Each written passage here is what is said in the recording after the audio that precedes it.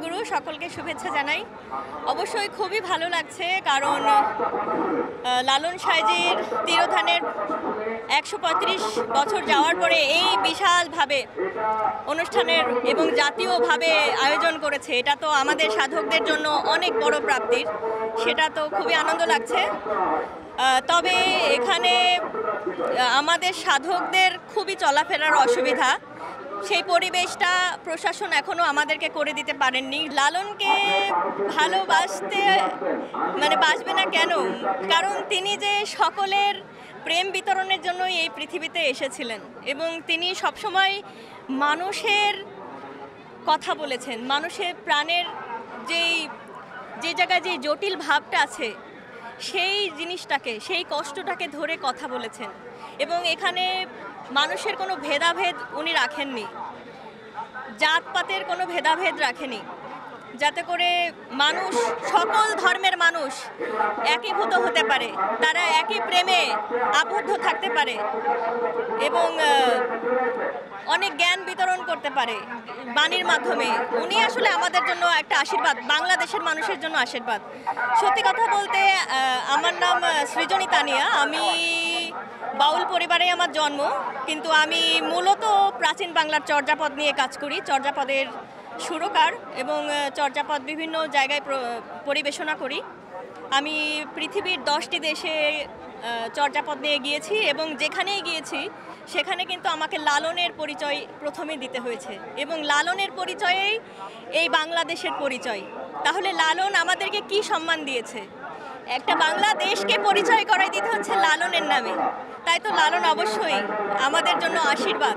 লালনের আসলে অসংখ্য গান, সব গানই খুবই আমার আত্মার সঙ্গে মিশ্রিত এবং লালনের একটি গানের কথা এখন মনে পড়ছে, সবে বলে লালন ফকির হিন্দু কি জবন, লালন বলে আমার আমি না জানি সন্ধান।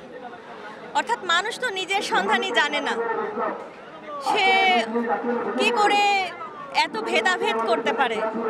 তো এই গানটি আমার কাছে অনেক ভালো লাগার একটি গান।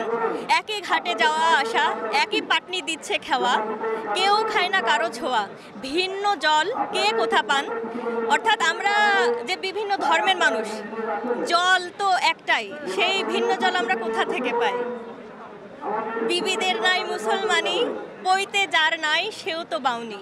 সবে বলে লালন ফকির হিন্দু কি জবন, লালন বলে আমার আমি না জানি সন্ধান। সবে বলে লালন ফকির হিন্দু কি জবন, একই ঘাটে আসা যাওয়া, একই পাটনি দিচ্ছে খাওয়া, কেউ খায় না কারো ছোঁয়া, ভিন্ন জলকে কোথা পান।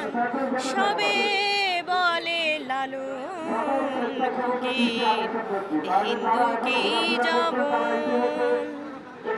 সবার কাছে আমার আহ্বান থাকবে, লালনকে বুঝতে গেলে তার পরিচয় খুঁজবেন না, তার বাণীগুলোকে বোঝার চেষ্টা করুন, দেখবেন আপনাদের সকলের আত্মায় শান্তি পাবেন এবং তার প্রতি এক অনন্য সম্মান প্রদর্শিত হবে আপনার হৃদয় থেকে। সকলকে ধন্যবাদ। জয়গুরু।